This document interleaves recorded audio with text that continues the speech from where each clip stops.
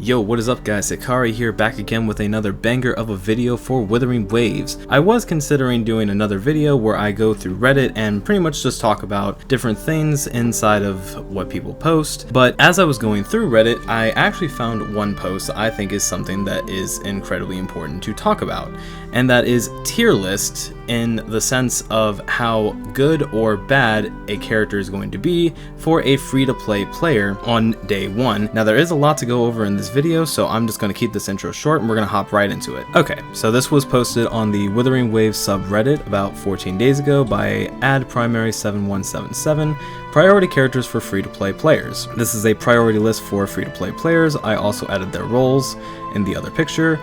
This is based on the data from the closed beta test 2. Jane Sheen and Yinlin were adjusted as said by the dev notes, so there might be changes to their kit. Now, here's the most important thing that before I even go on about what I want to really talk about when it comes to tier lists in this game is remember enjoyment first before meta. If you like a character because they are fun or are your waifu / husbando, then do not let this list stop you from pulling for them. You play for fun, that is the essence of playing. I cannot agree with this enough. This is such a very important thing that I feel like too many players lose sight of when they are playing gacha games. Are you actually playing because you enjoy the characters in the game, or are you just playing because you enjoy the meta? Either way, either one is perfectly fine, but you should always play a game based on the way you enjoy it. You should not let anyone criticize you because of a certain playstyle that you want to have when you are playing something like Wuthering Waves or any kind of game in general. I am a full supporter of diversity in gameplay styles, and I love seeing when people can take things that aren't necessarily meta and do things that are considered the highest difficulty content in the game, or just anything that would be considered very challenging to complete when they're using characters that would be outside of what are considered meta. Note, this is my take and opinion. This is not a fact that you should inherently follow. Each tier will be categorized with high tier parentheses name, mid parentheses tier name, and low parentheses tier name. Starting from left to right respectively, free characters also have this mini tier based on how strong they are, left for strongest and right for weakest, but they are by no means weak in game. They still have their own strength, and it depends on how the players use them. The reason why Jiyan and Yinlin are on the high medium priority is because they are on the limited banner and because of their kits. Yinlin is a great AoE character, but her role is more of a sub DPS / electro support for Calcharo, and that role can be covered by either Verena or Bazi and Mortifi as your sub DPS. Jiyan, on the other hand, can be covered by Yang for crowding. Wait, but why is Jane Sheen higher in priority than Jiyan? That is because of her kit. She is the best starter character on kit alone. She can shield, self-heal, AoE, crowd control, decent damage, and a good switch ultimate support and a counter parry. Jiyan can only cover one of these features in exchange for higher damage than Jane Sheen. Support and sub DPS are still not added to Jane Sheen's gameplay. Mortifi is low / high priority because he is easier to get than a limited 5-star character, and his kit offers an off-field DPS, the same for Yinlin. But Yinlin is harder to get because of her 5-star status, and that is why he's 1/3 a tier higher than her. As for Lin Yang, he's a fun character and a good Glacio DPS, but we are talking about being free to play here, so if you like him, you can just use Sanhua as your budget Glacio DPS. So this is the tier list here. So the first thing that I want to say before we talk about anything else is we have to talk about day 1 patches.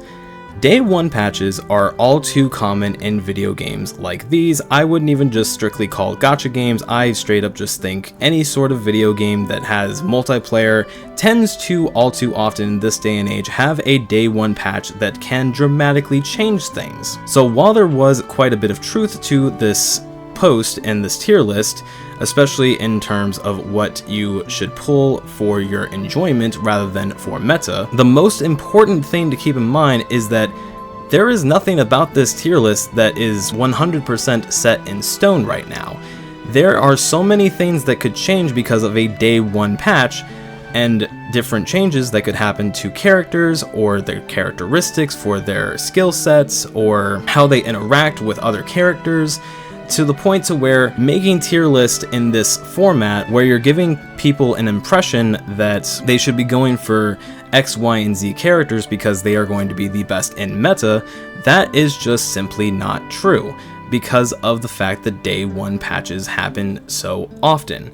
Now, sure, you can argue that this might be a game where we don't get a day one patch, but I'm just going to straight up say that I would be shocked if this game came out without a day one patch. For the simple fact that when you are comparing a day one release for a game comparatively to closed beta test or private test servers before that day one release, you have a much more smaller and contained base of players that is a lot easier to keep an eye on and not have as many anomalies as you would when you have, let's say, 1 million plus players playing on day one. Especially when you consider the fact that we're already at 25 million pre-registrations almost, it's safe to assume that there are more than likely going to be 1 million players at least playing Withering Waves on day one at any given point. Probably even more than that, actually. Now, I'm not here to say that all tier lists are inherently bad, because that's just straight up not true, and that's thankfully because Add Primary also included a tier list to explain what each character is going to be like in terms of their gameplay. Now, while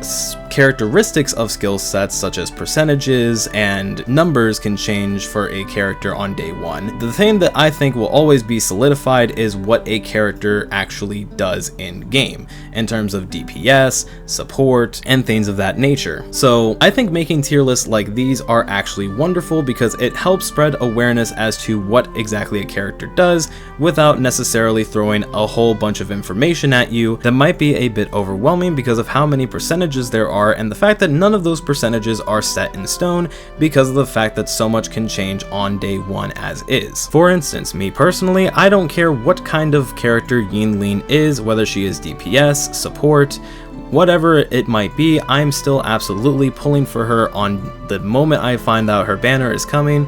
I have been seeing that she is going to be the second banner in the game and that Ji Yan is going to be the first banner for the game, which is honestly okay for me because I plan on going for Calcharo more than Ji Yan.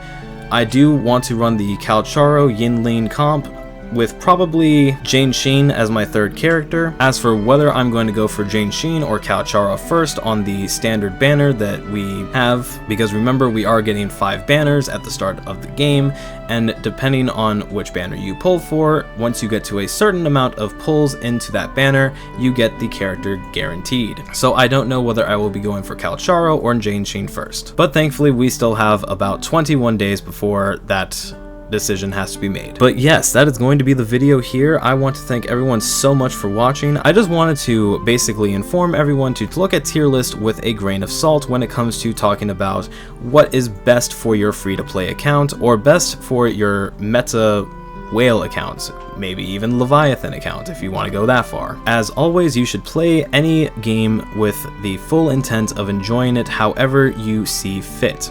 You should not try to enjoy it based on the way other people tell you to enjoy it, and I just want to affirm everyone that unique playstyles are to be celebrated, and we should never shun a player for deciding to play one way over another way. But anyway, that's going to be the video here. Once again, thank you all so much for watching. Withering Waves is coming out on May 22nd. It is an open world action RPG. I hope everyone has a beautiful day. Take care.